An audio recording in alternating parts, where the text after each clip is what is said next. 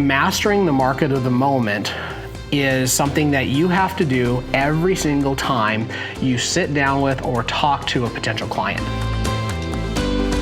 They need a guide and they believe you could be that person. Hey, welcome back, real estate agents. My name is Reed Moore, the host of the RMG Agent Podcast. I want to just take a moment to thank you before we get going for liking and subscribing and downloading our episodes. We are approaching 200 unique listeners, and Jake and I are thrilled. Speaking of Jake, here's our co-host for the day. Yeah, I'm super excited to hear that we're at 200 listeners. I didn't know your mom and my mom had that many friends. That's right. But that's, no, in all seriousness, thank you for listening. We really enjoyed doing this. It's something that we like doing, but we also, it's really for you and about you. So to hear that there's so many people listening is awesome. Yeah, it's super great. Tell me about your shirt. I noticed that you're wearing your endurance shirt here. Yeah, so we did our team off-site retreat a couple weeks ago, and the theme was endurance. And we really talked a lot about like seasons of your real estate career, because we've talked a lot about careers and how they're not moments in time, they're right. spread over time. And as we go into the rough, potential timing that we have, just thinking of it as like this is a season in your career, and you have to have endurance to persevere. Yeah, and I wore my Iron Dog hat. This is one of the longest races in the world, and one of our business partners rides his snowmobile or snow machine, as we call it in Alaska, like 1,500 miles across Alaska in the middle of winter. So I think that's a great way to introduce our subject today, which is listen to your mom. Yeah. Yep. So what does that mean? Listen to your mom is mastering the market of the moment. So endurance is a great segue into the market of the moment. So when you think of endurance and our topic, how do they relate together? Yeah, so when I was kind of preparing for this, right now there's a lot of changes and shifts in the real estate industry. But honestly, Jake, I think I could probably say that any time over the last 20 years, there's just constantly change. And so when I was reflecting back on what can we do to impact, empower, and encourage agents when it comes to the market of the moment, right? I had just to stop and say, well, wait a second. The reality is that mastering the market of the moment is something that you have to do every single time you sit down with or talk to a potential client, right? Yep. Anytime, every time, you are always navigating issues of the market of the moment. Yeah, and that's, we work with different types of clients, right? And each client has their unique market, whether they're trying to sell a specific house or buy a specific house to them. There's not usually another client that you're working with that's going to actually work. So when you have these conversations, they're unique snapshots of the market of the moment. That's right. And so I was thinking about, what is a good way to help agents wrap their head around how to think about this? And I was thinking about, if you threw a rock into a pond, right? The rock would create concentric circles. And we've talked about that before when we talked about, the sphere of control, the sphere of influence, the sphere of concern. And there's a real similar thing that happens that creates a market of the moment. And that is that you have these concentric circles of concern that your potential clients have.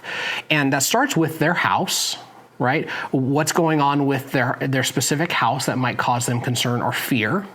Then they have their neighborhood, they have their area, they have their city, the state, the country, and then the world. So we have all of these different rings, and there are people right now that are flinching when it comes to their real estate goals because of what's happening in the world. Is that something that they should be concerned about? Well, I don't know. We haven't heard their concerns. So what happens is when we end up in a market of the moment that's really, really easy, then that person that we're sitting down with, they don't have concerns of the world, the nation, the state, the area, their community or neighborhood or their home, right? All of that lines up. Mm-hmm. Anytime we're meeting with anybody and they have a concern at any layer, then we have to navigate through skill set the market of the moment. Yeah, so these come across as objections. They may be disguised in one thing or another, but they're usually fear-based around the decision that they have to make. And who else is scared about what's going on around the world, right? Everything's perfect. You could have the most perfect house in the most localized neighborhood in the most small, perfectly run city right now, and the world is still going to be causing you some fear. Yeah, if all of those things lined up, and even at the state level, now you have interest rates at the national level. Yep. Right?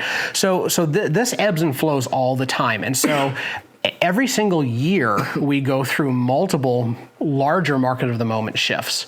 Then we have issues that we're going through right now with the Sitzer-Burnett trial, and that creates another market of the moment concern, right? That creates a specific concern for agents, not so much for buyers and sellers, right? So we don't have the issue with buyer and seller so much as with agents around that, but then we have interest rates and affordability, and the list goes on and on and on, right? So we as professionals have to be able to navigate this. And one of the things I always want to step back and remind agents is when that person says yes to sitting down with you, you most likely have not just crowbarred and convinced them to sit down with you because they have no need or they have nothing that they want in the real estate space. At the core, there's a kernel that is causing them to raise their hand and say, I need some help in some way. So now we start with this premise of this person needs my assistance, right? And that's where we start. The way I would look at this is that they're looking for a guide. They're looking for a coach. Mm-hmm. They need somebody to help them navigate through these fears. You're right. They're not going to sit down with you and talk about their house unless there's a kernel of a thought of selling their house or buying a house or investing in the market, and they need a guide, and they believe you could be that person. Right. Yeah, that's exactly right. And so what ends up happening is when somebody has a concern or a fear around any layer inside of what we call the market of the moment, then inside of a client's experience, they have a mismatch of one or more of three different things, right? And those things are, they have what they know or what they think they know, they have what they believe, and then they have what they feel, right? And so what they know, what they believe, and what they feel, if those things are out of alignment, that person is not going to get what they need out of a real estate experience. So you might have somebody that knows that they need to sell their house, believes that now is not the right time, and they feel stuck and they just freeze instead of doing something, right? Those things are out of alignment. Yeah, back in like 2006, 7, and 8, you had people who had distressed properties because they couldn't pay their mortgage, and what they knew was they were going to lose their home if they didn't figure that out, right? So that's what they knew. What they believed was that if they just kind of ignore it, it will go away. And what they felt was apathetic. And I remember there were a couple of times where I sat down with somebody and we were able to get what they know, what they believe, and what they feel into alignment. And we realized that even though they hadn't been paying their mortgage and they were getting close to default, they actually had equity in their property. Mm-hmm. So instead of losing their house, they were able to sell their house and walk away with, one person was $10,000, one was $30,000, right? And this was 15, 20 years ago, 15 years ago. That was a game changer for them to be able to restart their life. So our job is to be able to come in, ask questions around where are their concerns at, and help them get alignment in these things that matter inside of them. Yeah, you see clients sometimes and they get stuck in this no believe feel, and they have so much weight on them, right? Because they're mentally trying to figure this out. And I can imagine at the end of that process where somebody was stuck in that loop, out of alignment, you asked the right questions, you got them in alignment, you sold their house and they walked away with 30 grand. I bet they were ecstatic, like just jumping for joy. Yes. And the amount of, the amount of beating that I took on some of those conversations, because the fear was so intense that they were dealing with, just to be able to get them to allow me to ask the right questions to help them get into alignment, a lot of times for them to come to a place where they were going to acknowledge reality, that was a big leap. And that took a lot of empathy, and it took a lot of really great and sometimes hard conversations to get them there. But we have this experience with clients, right? So when an agent is lead generating and they're talking to somebody who knows they have a real estate need, right? Everything after that falls into, like what you said, concern or fear. And we're not trying to navigate these things to manipulate people. We're trying to help people get alignment inside their own thought process so that they can be sometimes brave enough to take steps towards their goals. Yeah, so I would say this is that as agents, we ask great questions to help our clients make great decisions, right? Mm-hmm. Ultimately, it's their decision, and sometimes you have to help them make that great decision through the questions that you ask because you can see the need. Yes. That they have. Right. So if you have a client and they have a concern that is around interest rates at the national level, I don't want to dismiss that or discount that. That concern actually may be something that disqualifies them from buying a house right now, whether it's affordability or it's just not the best move for them right now. My job is to help get all those things into alignment regardless of where it leads.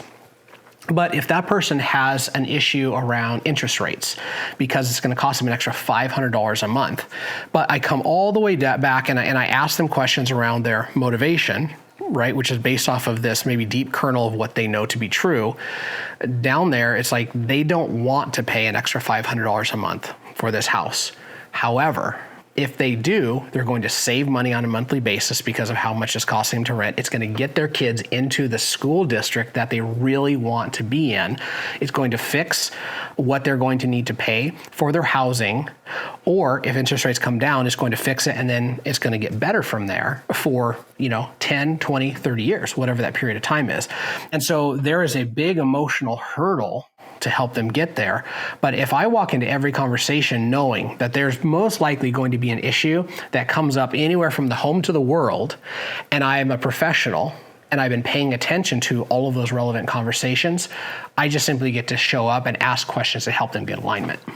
And you also get to help them through the feelings that they're having of fear, and then the feelings of reward. Or sometimes there's situations that there is no reward, like somebody's about to lose their house and they're not going to make any money. They maybe are going to bring some money to the table to get out from under a bad situation, and they're still going to have that weight lifted off of them in those situations. Yes, one of the biggest ones that I see really frequently is that. If somebody is giving into the way that they feel or what they believe that may not be true, is they allow a house to hold their lives hostage. Mm-hmm. And it's crazy to watch that happen because somebody for either a smaller amount of money in reference to their situation or the inconvenience of making a decision, they will put their life on hold for 5 or 10 years or even more. Right? Just because maybe you could say because they didn't allow it, but maybe because a professional real estate agent didn't show up and do a great consultation and help them come to an alignment with their knowledge, what they know, what they believe, and what they feel. It goes back to a couple episodes ago, we talked about what we get to actually sell to people when they buy a house, which is not just a home, right? Like it's the center of their universe. To go back to the circle, right? Like if physically it is where they live, it's where they're close to work sometimes. It's where their kids go to school. It's where they go rock climbing. If from your house, we're close to rock climbing. Somebody likes to rock climb. So it's not just a home, it's also the feeling of reward that they get. Just like we talked about I think it was the last episode, their home is a pin on a map. It's their base camp, right? And if you have somebody who is out of alignment where they physically live, right? And for their life to be out of alignment for the next 10 years, that could be a real big challenge for that family. It could be a way bigger challenge than $300 a month more, or a smaller house, or fill in the blank, whatever that looks like. And it's not ours to tell them, here's what you need to do. It is ours to consult and help them to figure out where those fears and concerns are coming from and ask the question, is that fear or concern big enough to keep me from my future goals? One of the ways that I like to look at this is, and thinking on that alignment, right? We don't tell them what to think. Right. We don't tell them what to believe. We don't tell them what to feel. We help them with transformation in each area of those. That's exactly right. And we hammer that home because a lot of real estate agents actually have the same issue, right? And that is that they are afraid to have the conversations around this because when somebody presents with emotion, feeling, sometimes they present very strongly. And if your reaction to that as a real estate agent is, oh, okay, like, hey, well, if you ever need any real estate services, like, give me a call. I'm not doing them a service, right? That's not about being a pushy salesperson. That's about really being bold enough to say, well, just out of curiosity, if I could help you figure this out, what would you want to do next? And we go down that road. They may or may not follow, but I owe it to them to ask. And you consistently work for, that word that everybody is looking for, which is trust, right? Yes. You work to ask good questions such that then they trust you as the source, and then they give you the opportunity to help them guide through this process of transformation. Yeah, so if I'm talking to somebody about the market of the moment, and in my mind as a professional, I just know that this could go anywhere from their concern around their house, which could be concerned about the condition of the house, could be concerned with the size, could be any number of concerns, all the way out to world events. And I'm prepared to ask great questions anywhere along the line and ask them, okay, so one of the great questions is, tell me more. Right? So somebody throws out, this happens all the time. Well, I'm waiting for, a new regime to be in power in the country. Oh, tell me more. Right? Well, what does that mean to that person? I can guess, but I don't know. There's just so many things that we can take, and we can start creating judgments where we just need curiosity. So if I go down this road of asking these questions, what I'm doing when I get somebody into an alignment where their knowledge, their beliefs, and their feelings all line up, now I have transformation.